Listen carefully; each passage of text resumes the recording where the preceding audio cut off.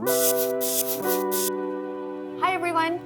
Today we are here with Silke and I'm so grateful. We are gonna address brows today. So we're using our BONNE Brow eyebrow defining pencil. We were just chatting a little bit about our brow issues, and we both have the same thing where we overplucked as younger people.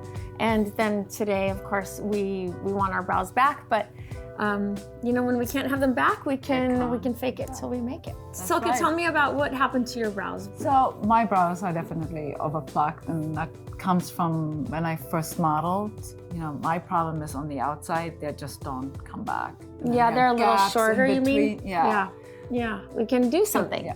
And for Silke, I think it's about a delicate color. And so we're gonna use clay, which is great for light brown and dirty blonde.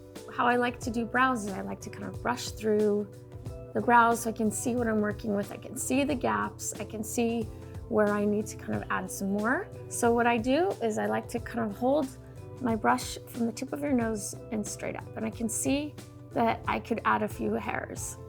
I like to also, again, have a very light touch. It's all about the light touch. I think in Silke's case, I really want to be delicate with the shape of her brow, so I'm really kind of following her natural shape.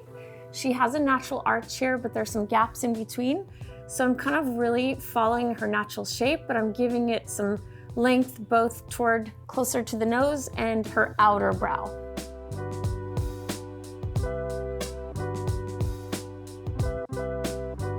So the outer corners are tricky, right, to do on your own? Oh God, yeah, I have a hard time doing my eyebrows. So I like to just kind of do these little strokes. And it's always easier to add more later, but start with, you know, little. You brush through. It's really nice to have a dry brush because that way you can kind of go in and out. When you have product on the brush, it's very difficult to go back and forth. And brows, I think, are something that I spend maybe the most time on because, you know, you want it to look authentic.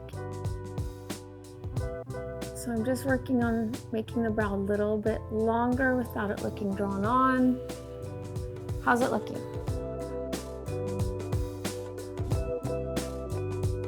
See it as a framing aspect, sort of.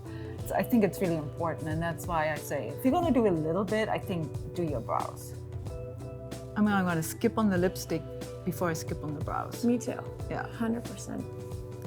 And of course, we're always asymmetrical. So what you do on one side doesn't apply at all on the other side.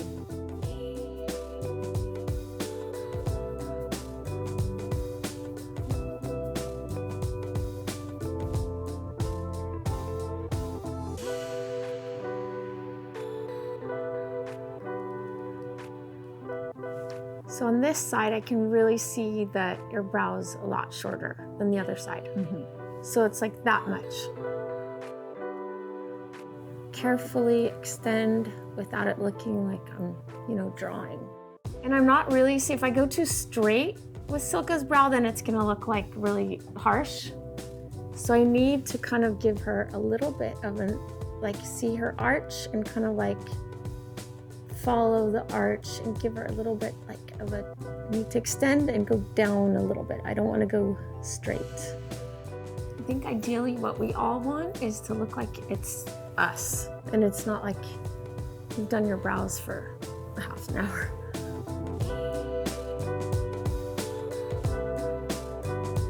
Let me see what you think. Let's see.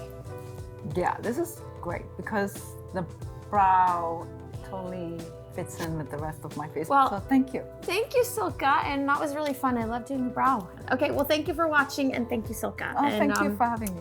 Let us know what you think. Thank you.